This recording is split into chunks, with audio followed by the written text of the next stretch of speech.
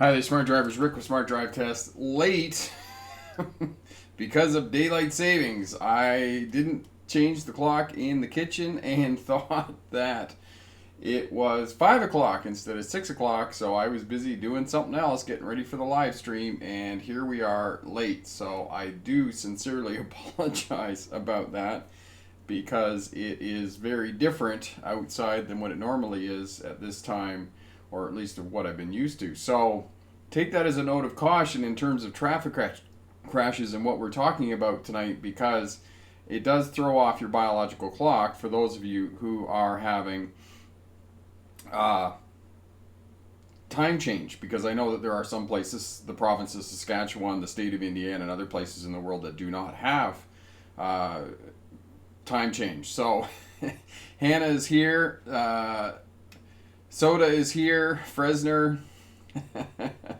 uh, Lot Q is here. No, it's not your clock. It's my clock.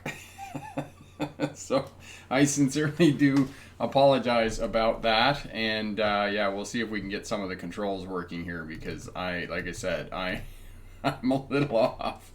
So if you have any questions at all, by all means, ask me questions here. I'm just going to change something on the setting here, so just one sec. Just bear with me uh, as I get going here. Zoom.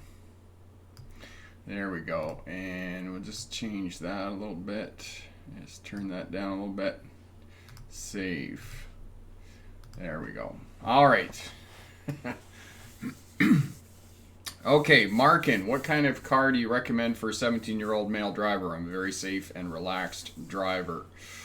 What kind of vehicle do I recommend? I recommend something like a Honda Civic or a Toyota or something like that.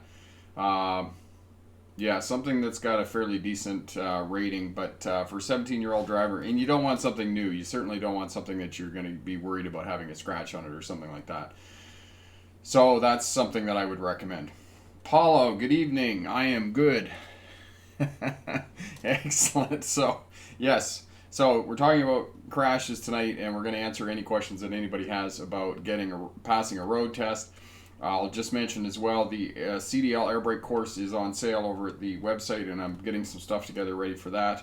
And Maya, PT Cruiser for a 17-year-old. Maya, is that a two-door or a four-door PT Cruiser? I believe those are a two-door, are they not, the PT Cruisers? Andrew, hi there.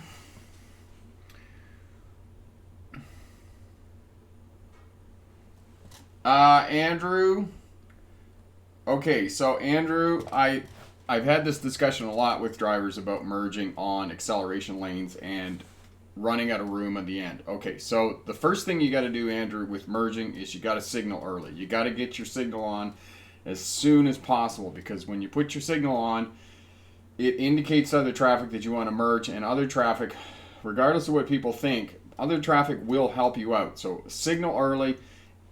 Check the traffic as you're coming out onto the highway. Get it up to the speed that you needed to get it up to, and then look for your gap and aim for your gap and hold tight. You got to have a bit of fortitude with merging, and you got to go for it. You can't hesitate or be kind of, you know, you can't kind of vacillate about it. You got to go for it.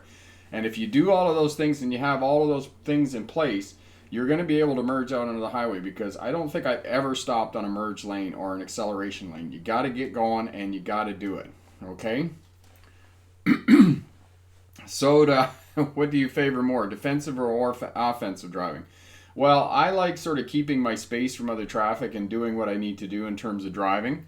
So, offensive driving, I mean, there's a place for that, but for the most part, you need to be doing. And it's not even defensive driving. Really, what you need to do is you just need to manage the space around your vehicle. And if you can manage the space around your vehicle, look far enough down the road that you're anticipating traffic patterns, you're anticipating what other traffic are doing, you can stay out of trouble. And really, the rides that you want are the rides where you're not reacting. You're being proactive all the time, and that way you're going to stay out of trouble. And that's sort of what we're going to talk about here tonight with traffic crashes and those types of things.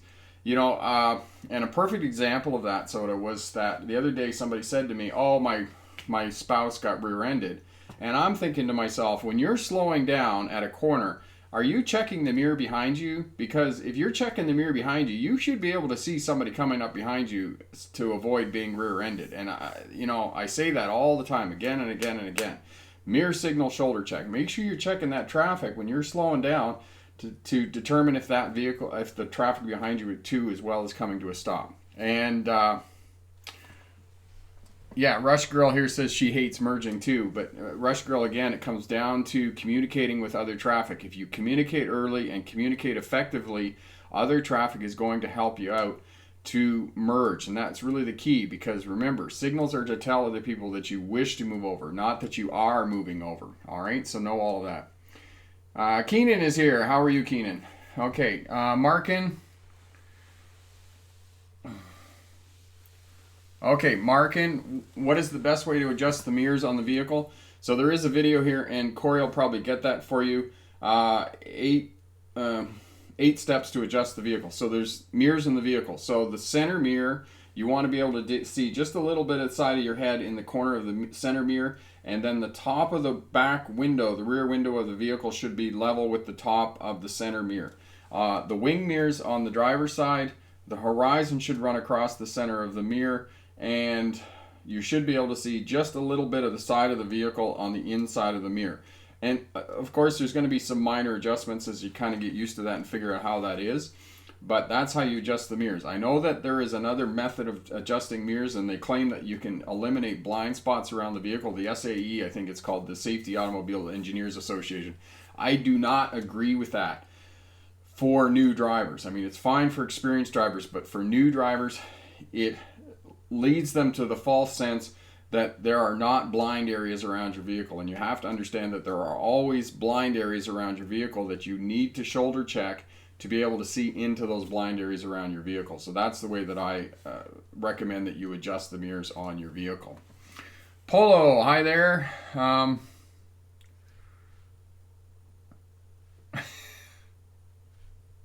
Yes, okay, Polo, I'm having trouble with spatial awareness and always think I'm going to clip a parked car beside me. Any tips? Yes, Polo, do the exercises in Learn to Drive. It's a video there, and you go out and rent some of those 36-inch, 1-meter tall pylons, and just, drive forward, drive backwards, drive up on both sides of those pylons, and go and get a chunk of 2x4 or something else you can put down on the road that you can run over, and just try and run over on the driver's side wheels and then the passenger side wheel. All of that will teach you spatial awareness of your vehicle and make you a better driver in terms of driving and parking and all of those types of things. And Corey's put the video up there for the 8 steps to adjust the controls in the vehicle. Okay, Ricardo, hi there. How are you from Portugal? What time is it in Portugal? It's 8 hours ahead, so it must be like 2 o'clock in the morning, 3 o'clock in the morning there, is it? Okay. Little dog. Hello, little dog. I see your live feeds come up all the time, and I'll definitely check them out now. Thanks so much for leaving a comment here, and I really appreciate that. And yeah, that's great. Okay, Keenan, my dad says merging, you must speed up to pass anyone who might be in your way, but regardless, speed up so you don't cause an accident. Keenan, that is more or less true in terms of speeding up on when you're merging. You definitely need to speed up when you're going onto a highway or a freeway. Now, I think some other people are talking about merging in town on a multi-lane road. And yes, you have to speed up ever so slightly as well when you're merging in town on a highway, because you're going on a diagonal, and when you go on a diagonal, you're covering more space, more physical space, because it's longer. So you do have to speed up a little bit when you're doing that as well. So make sure that you speed up when you're changing lanes from one lane to the other. Air after, do I experience road rage personally? Is that what you're asking me? Because yes, I have. Yes, I have. I hate to say it, that yes, I have succumbed to that as well. Okay.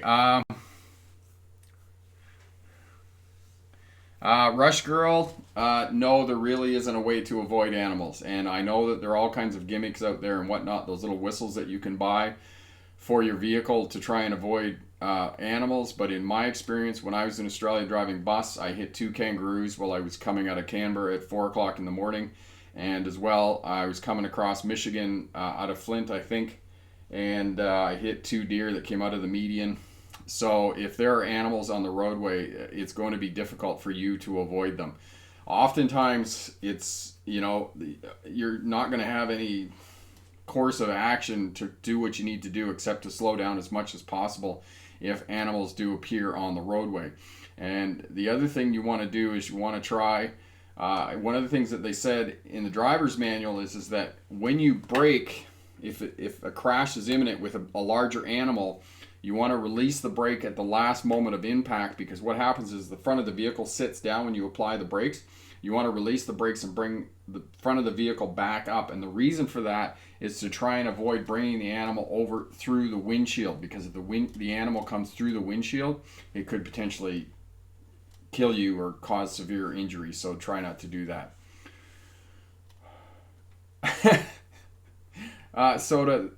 Kangaroos are not extinct in Australia. There are 100 million of them in Australia. They're not extinct. Okay. Okay. JFSA.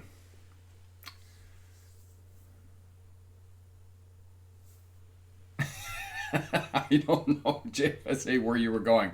Okay, Andrew, when using cruise control, do you always cover the brake, or where should you have your foot? Andrew, a good place to have your foot when you got cruise control is just resting down on the footwell just in front of the brake pedal. That way you can just, if you need to disengage the cruise, you can just tap the brake pedal. If you're driving a manual transmission, just tap the clutch, and then that way that will disengage the cruise almost automatically. All right. The other thing you can do is you can rest your thumb. Some of the newer vehicles will have a cancel button on the steering wheel, so sometimes you can just rest your thumb on the cancel button, and that'll work too. Okay. Ricardo, but I love that is awesome. Thank you so much, Ricardo. Probably what I'm going to do here very shortly, Ricardo, is I'm going to try and have another one to accommodate my smart drivers there in Europe, because I know it's really late for you guys, and I do appreciate you staying up and watching the live feed, because it is really late there. Mia, yes, bumper guards are, unfortunately, they do compromise fuel economy, and they are heavy, and they can be somewhat expensive to install on your vehicle. The bus that I hit the Kangaroos with did have a it's funny, in Australia they call them Bullbars, and here in Canada we call them rhubars. It's the reverse of the two things. But in Australia, when I hit the Kangaroo with the bus, it still did about $700 or $800 worth of damage to the front of the bus. It took the headlight out and those types of things, because they do come through the rhubar, unfortunately, when you hit them at higher road speeds. Okay. Okay, Keenan. Highway 69 400 is the best relaxing drive. Okay, so some people have some good relaxing drives there. Awesome. Okay, so Corey's put up the video for cruise control and how to use that. Markin, what do you think is more difficult, driving on high-speed highway or on busy city street like New York City? I want to drive in the city, but I'm nervous about everything around me. Okay, again, Markin, if you want to drive in New York City or some of the larger metropolitan areas, it's just a matter of taking your time. And again, it's about managing your space. And you can always manage the space in front of your car. And as long as you manage that space in front of your car, you've got some place to go. You can brake and avoid other vehicles behind you and those types of things. It always allows you an out. So as long as you're managing the space around your vehicle in these large metropolitan areas, you're going to do fine. Because if I can drive a 75-foot tractor trailer around Manhattan, you can drive a car around Manhattan, so you can certainly do that. Okay. There we go, John. So that was the answer to John's question. Highway you recommend for a relaxing drive in Ontario? Actually, John, there are lots and lots of highways that are relaxing to drive on in Ontario, that are very scenic. Lots of them down by the lake, down by Lake Erie, up 21 Highway up along Lake Huron is a beautiful drive. Up around where my mom lives and places like that, there's some really, really beautiful drives. And I think if you just Googled it and had a look there, you would find lots of drives in Ontario that are really beautiful.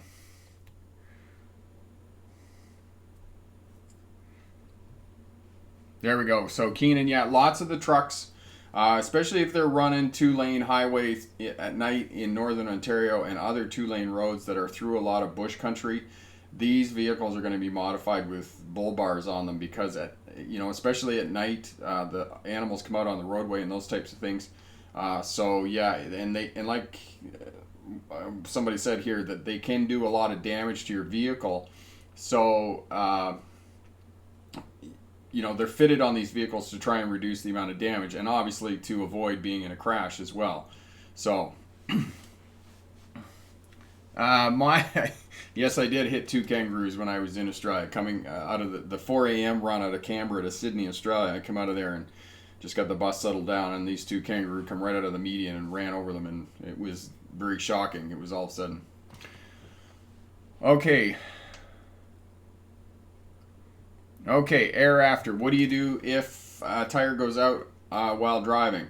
So basically, air after, you just hang on to the steering wheel, steer the vehicle in the direction you want to go, get off to the side of the road in a safe place, and you're going to have to change the tire out, or you're going to have to call the Automobile Association to send somebody out to fix your tire and those types of things. But essentially, just to hang on to the steering wheel, sort of head straight touch, and get it worked out so you can get off the side of the road someplace that you can get over, so that you can get the tire changed and those types of things. And exactly what Corey just said here, exactly. Off the accelerator, hold on to the wheel, and look where you need to go. That's what you need to do in terms of tire. Now, one of the other things that one of the other channels here said, that you shouldn't drive around on the tire. Now, yes, you could potentially do damage driving on the tire, something that could potentially just be taken into the tire shop and get a puncture fixed. Now, you need to ask yourself the question, when you're on the side of the roadway, is it going to be a busy roadway? Is it going to be less dangerous to drive on that flat tire somewhere where you can get off the roadway and get it changed out? Or are you going to risk life and limb to get out of the vehicle and change that tire? So those are kind of the questions that you need to ask yourself if you have a flat tire on your vehicle, and whether you're going to change it out yourself. And I know a lot of people in this day and age are just not going to do that. They're going to call an automobile association, someplace that has roadside assistance and whatnot. So this is the other thing. Tires are really good in this day and age, and it's unlikely that you're going to have a blowout on a tire. Especially if you keep good quality tires on your vehicle. It's not like it was a few years ago. It's very different now in terms of qualities of tires. So know that in terms of vehicles and tires. JFSA, the roads through Frontenac Park and Algonquin Park 28 and 60 are just fantastic, but carry extra fuel or long range tanks. Yep, there you go. Excellent.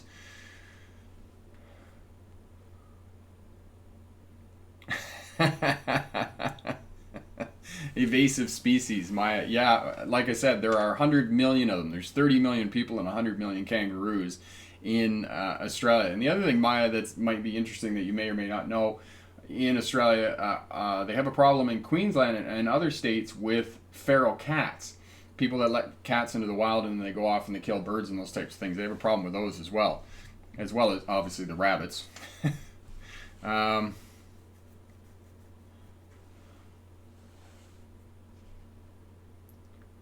Okay, VOT Clark there. I get this as soon as YouTube crunches the video and those types of things. I get it up for you. So it usually goes for an hour, and then what I'll do is I'll get it up. Now, the other thing that I wasn't able to do because of the time change, and I got screwed up with the time, is I didn't get the PowerPoint presentation done. So what I'll do is, after I get off the live stream, I'll spend some time here answering questions. I'll put together the PowerPoint presentation, and I'll run through the PowerPoint presentation, and I'll put it up over at the website, and I'll put a link up here. So have a look for that. And if you don't get that, send me an email, rick@smartdrivetest.com, and I'll send you the link for the presentation, because I do apologize about that. I do feel bad, but like I said, with this live stuff, you just kind of roll with it, right? So there we go. BRAD, it's 6:28. I have to look at my computer because my computer's actually changed the time, and I have to change the time on my clocks in the rest of the house. There we go. Sarab. Okay, so you're having some trouble with another vehicle. So what I suggest, Sarab there, in terms of driving in a different vehicle, go out into a parking lot and work in a different parking lot with that vehicle and get comfortable with it in a controlled environment, someplace where you're not working in traffic before you actually take the vehicle out into traffic and work with it in traffic. That's the way that you can get used to it. Okay, Keenan, my uncle went to Australia to do 3, not medical degree. Okay, there you go. Andrew, how can you deal with small lanes on the highways? I've noticed highway lanes in California are much smaller than in the East Coast. Yes. Okay, so what you got to do, Andrew, is just look farther down the road, and that'll help you to center the vehicle in the lane. All right? Vish. I am good. How are you, mate? Are you recovered? I hope. Man, that sounded like a pretty traumatizing experience you went through. Okay, so B-Rad, where am I from? Well, I'm currently in the interior of British Columbia in Vernon, but I'm from Ontario originally, Ontario, Canada, in southwestern Ontario. And for those of you who don't know me, I grew up in Ontario, Canada. I drove truck through most of the 90s into the States, and I ran mostly east of the Mississippi. I did get out to the west a couple of times and drove truck, and then I went to Australia. I drove bus for Greyhound for a year. And then I went to university in Australia. That's where I did my doctorate at the University of Melbourne. And my doctorate is in legal history, which is the study of policing, courts, and prisons. And my expertise is in policing as it relates to traffic, oddly enough. And after I finished my degree, I taught at the universities for about 5 years. And then I realized that it wasn't really the fit that I was looking for in my life. And I went back teaching truck driving. I became a driving instructor, a commercial driving instructor in 1997. My expertise is really air brakes, commercial driving, and 2 years ago I started the YouTube channel, and the YouTube channel has been wildly successful. And because of all of you, smart drivers out there, and so now this is what I'm doing. I'm running a full-time online business with my YouTube channel as being sort of the center of my business and being free advertising and whatnot. Excuse me. Okay, Vish, that's great. Soda, try driving after learning in a Prius. Yes. Soda. What kind of SUV was it after you learned how to drive in a Prius?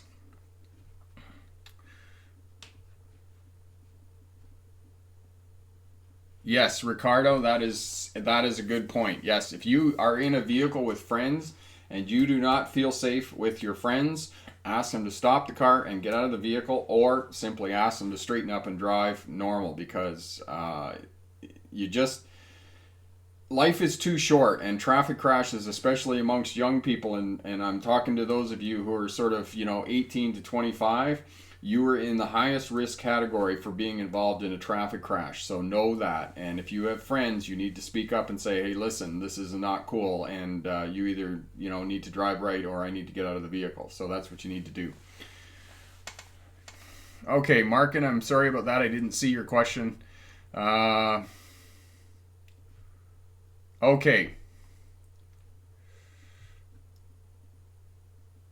Okay. That'll be a bit of a learning curve, Mark. And yes, moving from Florida to drive in the snow in the north up here. And one of the videos that you definitely want to look at the winter driving playlist here on the channel. And Corey will get that for you, Markin. And you want to look at the video on how to learn to drive in the snow. And basically I went out and I showed you what understeering was and oversteering was, how to brake early and then creep up to where you need to stop. Once you do it for a couple of weeks in the snow, it's not as daunting as you think it is, and you can do it really well. So just have a look at that, and then that'll teach you how to drive in the snow.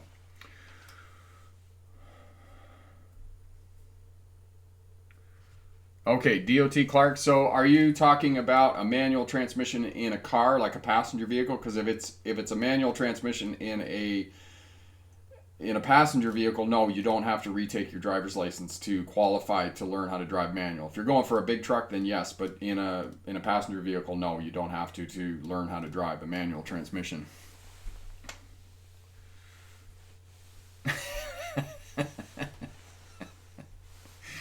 Oh, I haven't, but I have Vish. I have had lots of people. Vish wants to buy a Cadillac, an old vintage Cadillac, 70s or 80s. The first thing you're going to realize, Vish, is one of those 70s or 80s Cadillacs, especially for you in the Jersey, New York area there. These things are absolute boats, and when I say they're boats, they're really, really big. The other thing is that there's that old saying that they'll pass everything but a gas station. These things are terrible on fuel. They probably get about 10 miles to the gallon if you're lucky, maybe even 8 miles to the gallon. So those are a couple of things that you might want to think about before you buy one of those old vintage Cadillacs, okay?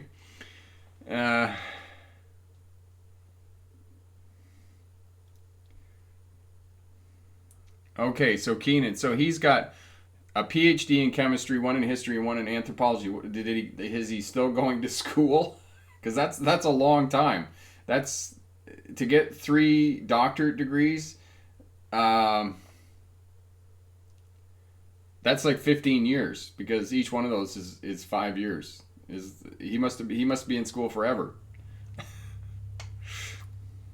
Okay, so JFSA remembers had to drive a Kenworth without hood mirrors. Hard to adjust them blind spots suddenly. Most of our tractors have them. Yes.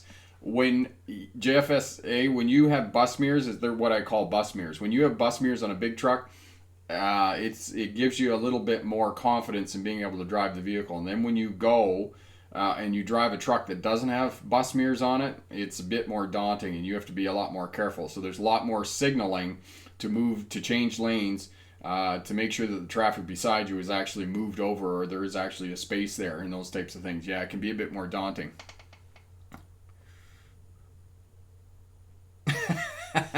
Soda. Driving in heavy rain makes normal turns a heart attack. I drift a lot. Yeah, there you go. Okay.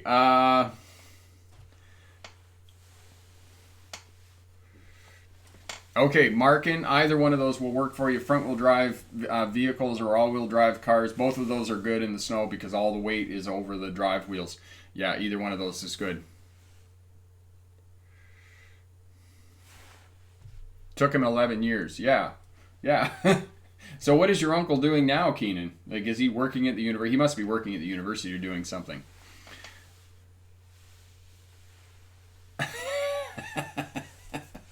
Vish, so we're talking about the Cadillac again. You're right. The Caddy I was looking at weighs 5,000 pounds and goes only 6 and gets 6 miles to the gallon fuel economy. Yes. Well, you do design software, Vish, so I'm sure that you're going to be doing all right there. Okay. Uh, okay. Ayana, yes, I saw that question. I do apologize for not getting back to that. Registered without a driver's license. Ayana, I don't think you can. I don't think you can register a car without a driver's license, because they're thinking that if you don't have a driver's license and you put plates on a vehicle that you own, then you're going to drive it without a driver's license. So I'm almost positive that you would have to have a driver's license. Now, where are you in the world, Ayana, that you are thinking about getting your vehicle registered? Just leave me that comment there. Okay, VOT Clark, you are most welcome there. So as I said, I'm going to put together the PowerPoint presentation. I'll just reiterate this. For those of you watching on the PowerPlay, I'll put a link down in the description there. I'll do the PowerPoint presentation on crashes because I had it all in my head and I just needed to put it down, and usually it takes me about an hour to do that, which when I thought it was 5 o'clock and it was actually 6 o'clock. I'll put a link down in the description, so if you just want to go to the PowerPoint presentation, have a look down in the description there, click the link, and that'll take you to the PowerPoint presentation, and that'll do that. Ayana, you're in New Jersey. Okay, so yes, the DOT I don't think will register the vehicle for you without a driver's license. So Ayana, are you just getting a driver's license? Is that what you're doing now? All right, we'll see if I've answered everybody's questions. Gordon. Okay, and I had a mini crane parked too near the front. I couldn't lift up the hood to the motor.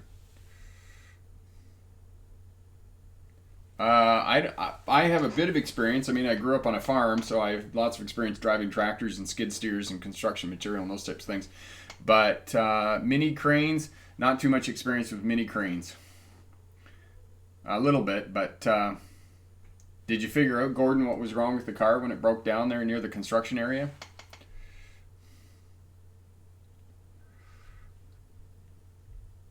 Okay, yes. All right.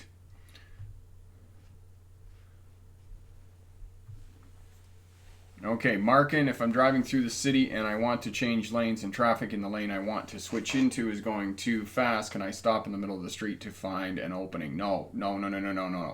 Markin, if you stop in the street, you are looking to get rear-ended because you're doing something unpredictable. Unless you're going for a road test, you need to speed up to the traffic flow. Yeah, if you're on a road test, obviously don't do this. But if you are just driving and you're driving normal, and you're in traffic, just speed up to the traffic flow. Get your signal on. Get your signal on early. Minimum 3 flashes on the signal. Pick your spot and then merge over. Do not stop, because if you stop when you're trying to merge, you're probably going to get rear-ended, okay? Because you're doing something unpredictable, so don't do that, all right? There you go. Okay, so Vish says, Ayana, you would need a driver's license in New Jersey to link it to your car registration. There you go. Andrew, in terms of vehicle insurance, now, this is a very personal opinion in terms of car insurance. Car insurance is one of those things you have to have, but one of those things you never really use, because the problem with car insurance is as soon as you make a claim on your car insurance goes through the roof. So what I say to people is just go with the minimum amount of insurance that you can get away with to insure your vehicle to be legal to be on the roadway. I know here in British Columbia, the minimum that you have to have is $1 million public liability and public damage. So essentially public liability is if you run over somebody and they sue you, that's public liability, and then public damage is any damage you do to other vehicles or damage that you do to cars and those types of things. The problem is that in the last 10, 20 years, courts have awarded huge settlements in car crashes, and because of these huge settlements, insurance companies have kicked up their premiums, and it's really expensive. And I know that for young drivers getting their first car and getting a driver's license and getting insurance, some of the rates that I hear are out of this world. I mean, even me, here in British Columbia, the way that the insurance rates work is how long you've been a licensed driver in British Columbia. Well, I've been a licensed driver in British Columbia only since 2006. However, I have been driving for 35 or 40 years without any reported accidents or any reported crashes. But that doesn't matter to the insurance companies here. It only matters the fact that I've been a licensed driver in the province of British Columbia since 2006. It doesn't matter that I'm a commercial driving instructor, and that I teach driving. That has no impact on my insurance. And my insurance is actually quite high for what I think it should be. But I know for a lot of younger people who are just starting out, who are 18, 20, 25 years old, I know some of you are paying like $1,000 a month, which is an incredible amount of money. I mean, I would be pretty hard-pressed to be able to pay that. So, if you're shopping around for the cheapest insurance, I don't really blame you at all. Okay? Ayana, your road test is next month. Ibukun. Okay, Ibukun, what I recommend to you in terms of learning whether you are ready for your road test or not is to go to a driving school, hire a local driving instructor, and go out and do a mock road test. He or she will be able to give you precise information about whether you are ready to go do a road test or not, and that's what I recommend to you to do, okay? Okay, Gordon, he parked in an LCBO, Liquor Control Board of Ontario parking lot. The car broke down because I left the dreaded overhead light on. I called the rental company and threatened to get the police. Did they get on that for you, Gordon? Okay. Christian, any tips driving near a farmer's trailer? Yeah, keep your space until you find a good amount of space to be able to get past. Okay. Thania, I'm taking my driver's license test in Florida. Is there anything I need to know besides knowing the basics? So there's 4 basic components to any road test. Thania, It doesn't matter what class of license, where you are in the world. Observation, communication, speed management, space management. So speed management, you need to do the posted speed limit or the flow of traffic, whichever is less. Space management, don't get near any fixed objects and don't get near other road users. Communication, make sure that you communicate with other road users your intentions of what you're doing on the roadway. Communication is your use of your lights, your signals, your horn, eye contact, hand gestures, appropriate hand gestures, don't tell them they're number one, and then the position of your vehicle on the roadway. All of these communicate your intentions to other road users. And then observing. You have to scan far down the road, you have to have a scanning pattern in place, you have to shoulder check every time you move the vehicle laterally or turn, minimum of 2 shoulder checks. As well, when you're doing slow speed maneuvers before you back up, you need to do a 360-degree scan to make sure that there isn't anybody around your vehicle. And when you're backing up, you need to be looking out the back window. So do all of that. So again, speed and space management, communication, observation are the 4 basic components for any road test. And as well, Corey may get this up for you. Have a look at the final day's road test prep for leading up to your road test day, and that'll get you ready for that. Okay. Hi, Sam. Sam is from Rookie Auto Driving School in the Bronx there in New York. So if any of you are in New York, have a look up Sam. He's really good at what he does, and Sam has started his own channel. So definitely check out Sam's stuff as well. And Sam, maybe you can just put the link up there for the channel and we'll run it through there, and then other people can check out your videos and stuff, because that's really great that you're working on that as well. Christian, that's great. Thank you so much for that.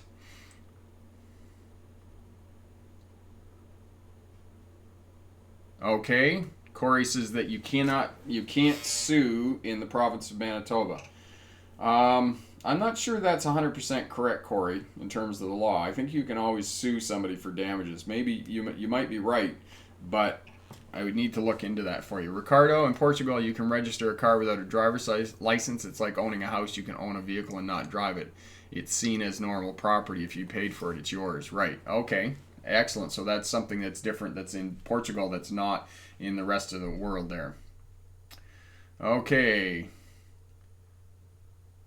Markin, many times I signal to switch lanes and they don't let me in, and I can't speed up because there is a slow car going in front of me, so I always get confused on what to do.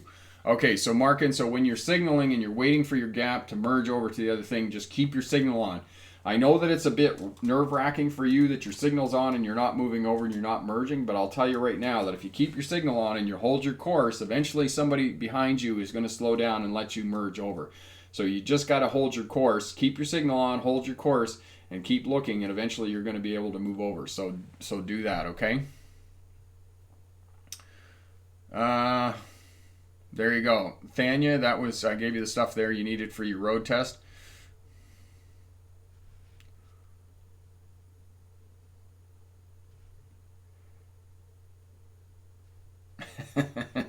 Okay. What did the rental company say to you, Gordon, when you were there? Okay, air after emergency vehicles. So essentially, air after, if you have emergency vehicles on the roadway, you need to move to the closest shoulder as quickly and efficiently as possible. Of course, you have to keep in mind safety and other vehicles around you and those types of things. So when you have emergency vehicles on the roadway, you move over and come to a stop. If you're on a highway or those types of things, you can move to the right lane, and I would not suggest that you move over because other vehicles will essentially run you down. Now, if you're at an intersection or in a roundabout, you might have to turn the corner or go through the intersection and then move over to make room for the emergency vehicles. And I am working on trying to get somebody from the fire department here in Vernon to actually talk to us about emergency vehicles so we can get a different perspective. We can get the perspective of the people who are actually behind the wheel to do an interview and talk to us about emergency vehicles. But that's essentially what you have to do. Now, and I as well know that on a road test, if you do not come to a complete stop immediately for an emergency vehicle, that is an automatic fail on a road test. So know that if you have emergency vehicles on a road test that you need to get over right away. All right? Okay. Markin, which question are you referring to up here?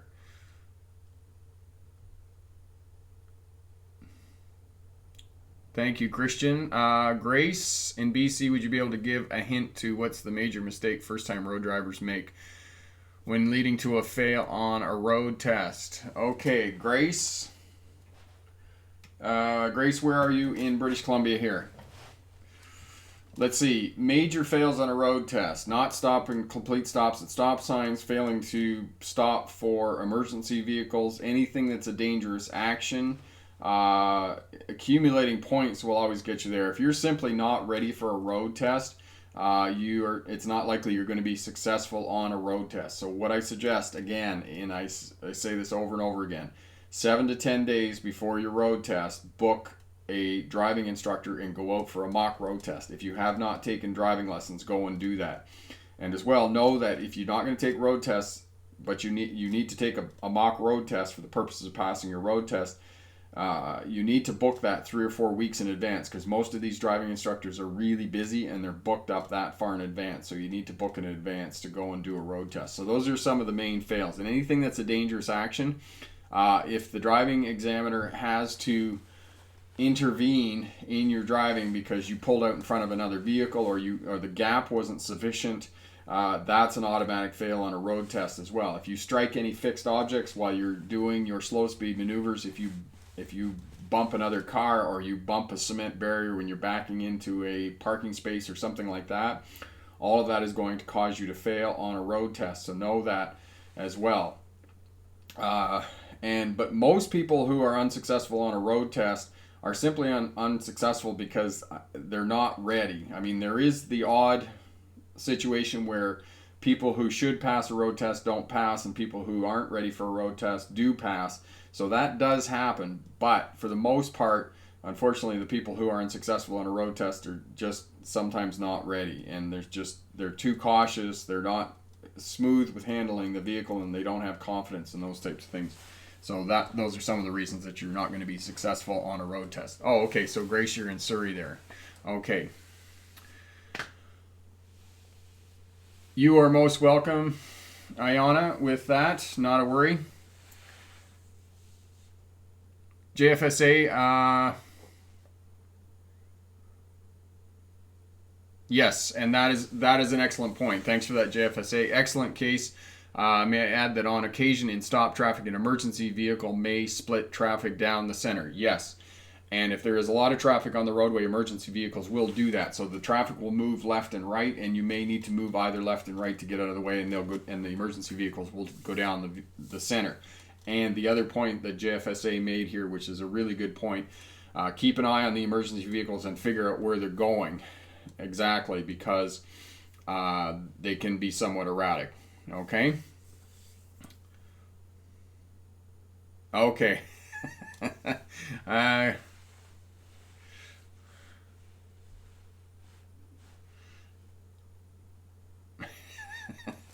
Well, I'm glad it all worked out, Gordon, and you got it fixed.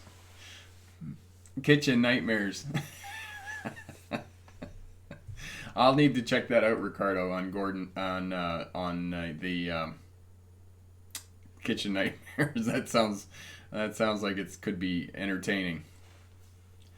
Okay.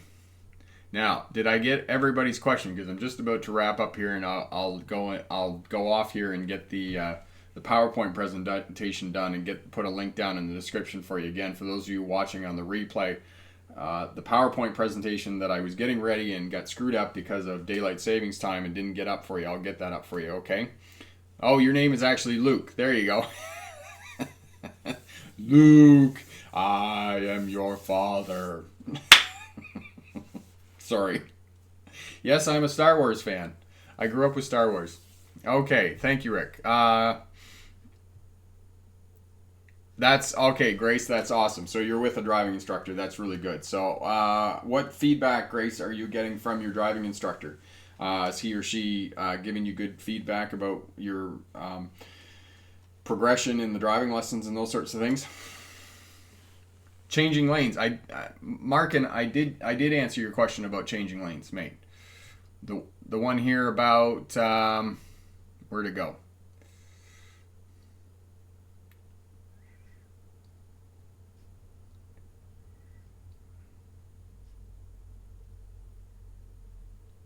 Okay, so Mark, and I did answer your question about it was the question about not being able to change lanes because there's vehicles in front of you that are going slower and the traffic beside you is going fast. Is that the question you're talking about? Thanya, I think my problem is backing or parallel parking. I'm always anxious to hit a car or something, and when I actually do, I have to do it again twice. Okay, Thanya, if you bump the curb, like, and I mean bump, nudge the curb when you're doing your parallel parking, that's not a big deal. Big deal. If you bump the curb and the body of the vehicle rocks on the chassis, then that's a big deal. Or you push the wheel up over the curb, then that's a big deal. So don't do that. But if you have to pull up, it's not a big deal. You're going to lose a couple of points, but it's not a huge thing. So know that for the purposes of a road test, it doesn't have to be a perfect, it just has to be a pass, okay? And as well, look at that video on learning how to drive, and that will help you out with your parallel parking and your other slow speed maneuvers in terms of preparing for your road test, okay? For all of you taking a road test, know that it's not about perfection. You're going to be working your whole life on perfection in terms of driving. It's only about being able to pass that test. That's all you have to do for the purposes of a road test. Okay, so know that.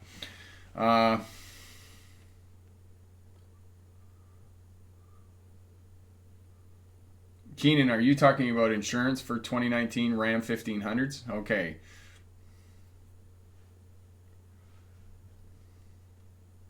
Yeah. Okay, Grace. No, that sounds great. It sounds like you're making good progression with your driving there. You got to be careful to your intersections and mergings. And yeah, it's just know, Grace, that those are transitions. You're transitioning from one lane to another. You're transitioning from one road to another. And any time that you have transitions, those are the most difficult parts of driving. And that's just going to take some more practice. And all you need to do, Grace, is you just need to be able to pass the road test, okay? Once you pass the road test, then it's going to relieve some of that stress. And then you can work on that other stuff, okay? You are most welcome, Sam. Always my pleasure. Okay, so Mark, and I did answer that question. Markin, what you got to do is you got to put your signal on, you got to keep your signal on, and you got to hold your course. And eventually, some vehicle in that other lane, one driver in that other vehicle will see your signal and they will help you out. I guarantee you. Just hold your course, okay? Get your lane on, and when the gap comes, get your foot into the throttle and speed up and go to the other lane. Oh, okay. Sorry, Keenan. Let's see. Could you get good discounts in following?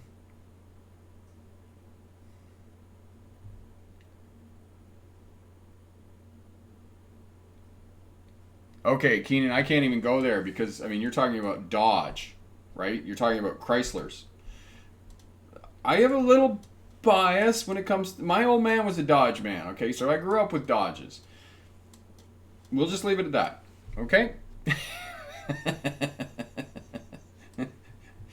Daniel, you are most welcome. All right, we're going to leave it there. Keenan has told us that the new 2019 Dodge Ram 1500s are coming out, so look for those. It's going to be awesome. And we'll leave it there. We're going to wrap it up for tonight. Again, if you have any questions at all, leave a comment down in the comment section there. I'll be more than happy to get back to you and give you a hand to get your driver's license or help you to be crash free. And CDL drivers to get your license, your bus or truck license to start a career as a CDL driver. And as well, head over to the Smart Drive Test website for anybody who might be taking air brakes. The air brake course is on special for the next week, 30% off. And as well, like I said, for those of you watching on the replay, look down in the description there. I'll put the link for the PowerPoint presentation on crashes and put that up for you, okay? Hi there, Dave. Dave, you're a little bit late. We're just finishing up here. Glad you could make it. So, good luck to everybody who's taking a road test in the upcoming week. Congratulations to everybody who's passed in the last week. And if you have any more, need any more information or have any more questions, by all means, leave me a comment and I'll get back to that. And Dave, one of my first video on trucks. I think, Dave, I'm going to get the first video up on trucks on Wednesday because what I'm going to do is I'm going to do an introduction. There you go. Thank you, Sam. Driving Lessons by Big Mac Sam. There, go and check out Sam's driving videos. As I said, Sam is a driving instructor in Bronx, Rookie Auto Driving School. Go and check out Sam's stuff. Okay, so again, watching on the replay, look down in the description there for the PowerPoint presentation. I'll put that up for you.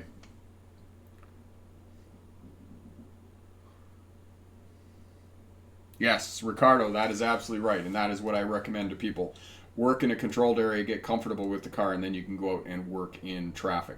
So thank you very much for everybody that showed up. Thank you for contributing. Thank you for your questions. Have a great night, everybody, and good luck in your road test.